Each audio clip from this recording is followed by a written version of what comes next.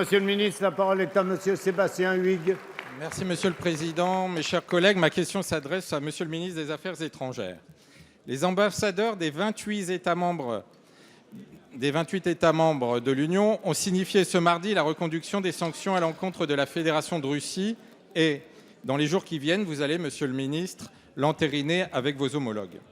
Alors que le blocage sur le dossier ukrainien est total et alors que les tensions avec la Russie n'ont jamais été aussi fortes depuis la fin de la guerre froide, il est regrettable de ne pas avoir utilisé cette discussion sur le renouvellement des sanctions pour essayer de sortir du blocage actuel et enclencher une dynamique positive. La dernière chose dont l'Europe ait besoin, la dernière chose dont le monde ait besoin, c'est d'une nouvelle guerre froide. Face aux grands défis auxquels nous sommes confrontés, nous avons besoin de la Russie. Nous avons besoin de la Russie pour régler le conflit en Syrie. Nous avons besoin de la Russie pour lutter contre le terrorisme djihadiste qui est notre ennemi commun.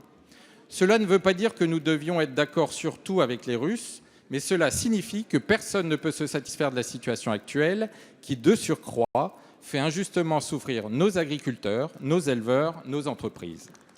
Plutôt que de laisser ces sanctions nous éloigner encore, raidir les positions de part et d'autre et dégrader un peu plus la situation, nous aurions dû les utiliser pour créer un électrochoc positif en proposant aux Russes la voie d'un retrait mutuel et progressif des sanctions européennes comme russes en échange de gestes concrets allant dans le sens de l'application des accords de Minsk. Les accords de Minsk restent le seul cadre capable de surmonter la crise ukrainienne et ils doivent être appliqués par les Russes comme par les Ukrainiens, ce qui n'est pas le cas aujourd'hui. Mais soyons réalistes, il faudra du temps avant que Minsk soit intégralement mis en œuvre. Il fallait sortir du blocage, trouver le moyen d'avancer. Cette discussion sur la reconduction des sanctions, vous en donnez l'occasion et vous ne l'avez pas saisie.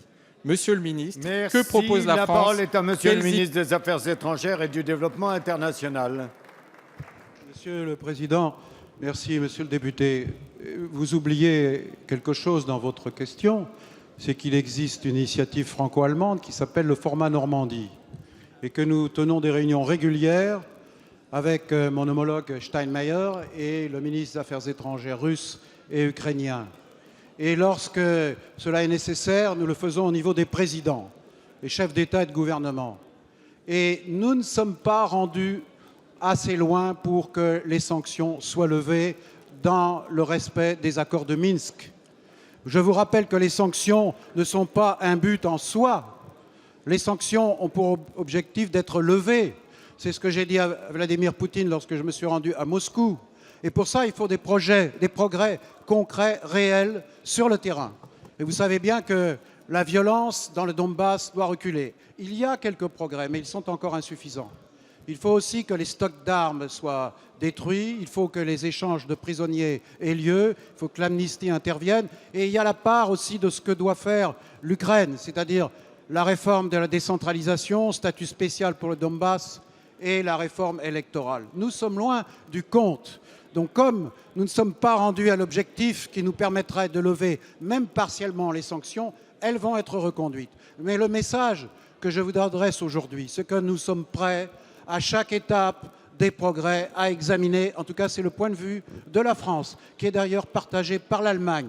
Mais il y aura le 28 et le 29 au Conseil européen un débat. Je souhaite que ce débat soit objectif, qui regarde les progrès qui ont été accomplis, qui mesure ce qui reste encore à faire. Et si, dans les 6 mois qui consistent au renouvellement des sanctions, il y a des progrès, alors il faudra tendre la main pour aller effectivement vers une levée progressive des sanctions. C'est le contraire de la guerre froide. Nous ne voulons pas la guerre froide, nous voulons la paix, nous voulons le partenariat et la sécurité.